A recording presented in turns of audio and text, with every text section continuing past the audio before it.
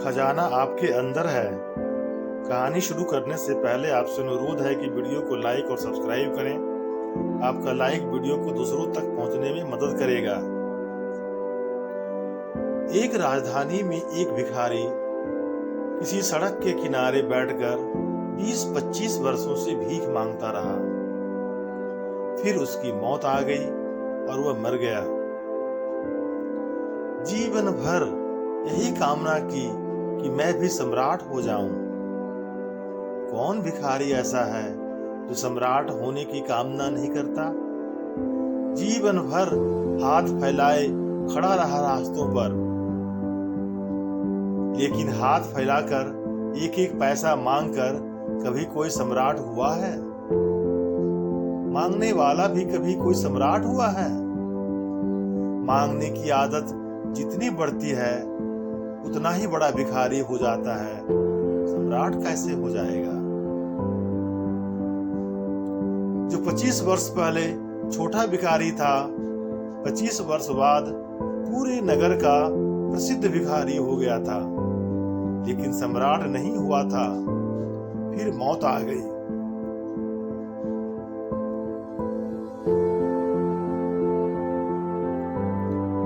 मौत कोई फिक्र नहीं करती। सम्राटों को आती है, भिखारियों को भी आती है। और सच्चाई शायद यही है कि सम्राट थोड़े बड़े भिखारी होते हैं, भिखारी जरा छोटा सम्राट होते हैं। और क्या फर्क होगा? वह मर गया भिखारी तो गांव के लोगों ने उसकी लाश को उठाकर फेंकवा दिया। फिर उन्हें लगा कि 25 वर्ष तक एक ही जगह बैठकर भीख मांगता रहा,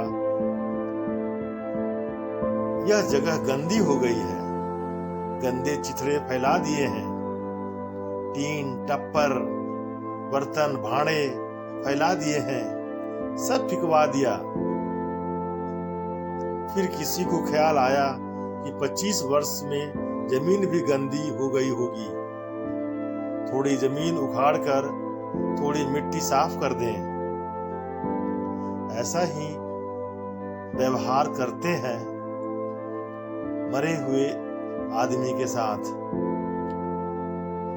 भिखारियों के साथ ही करते हो ऐसा नहीं है। जिसको प्रेमी कहते हैं उसके साथ भी यही व्यवहार होता है। उखाड़ दी, थोड़ी मिट्टी भी खोद डाली। मिट्टी खोदी तो नगर दंग रह गया। भीड़ लग गई, सारा नगर वहां इकट्ठा हो गया। वह भिखारी जिस जगह बैठा था वहां बड़े खजाने गड़े हुए थे। सब कहने लगे, कैसा पागल था, मर गया पागल भीख मांगते मांगते।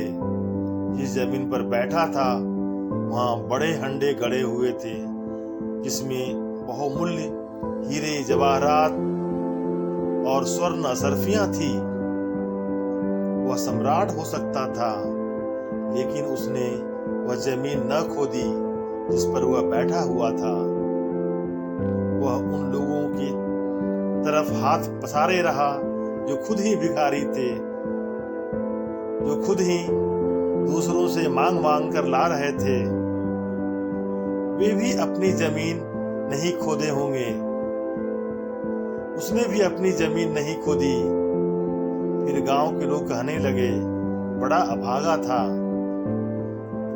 मैं भी उस गांव में गया था, मैं भी उस भीड़ में खड़ा था। मैंने लोगों से कहा, उस अभागे की फिक्र छोड़ो, दौड़ो अपने घर, अपनी जमीन तुम खोदो।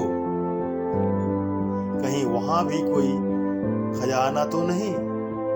पता नहीं उस गांव के लोगों ने सुना कि नहीं। आपसे भी यही कहता हूं, अपनी जमीन खोदो, जहां खड़े हो वहीं खोद लें। मैं कहता हूं वहां खजाना हमेशा है। लेकिन हम सब भिखारी हैं और कहीं मांग रहे हैं, प्रेम के बड़े खजाने भीतर हैं, लेकिन हम दूसरों से मांग रहे हैं, हमें प्रेम दो, हमें प्रेम दो। पत्नी पति से मांग रही है, मित्र मित्र से मांग रहा है, हमें प्रेम दो।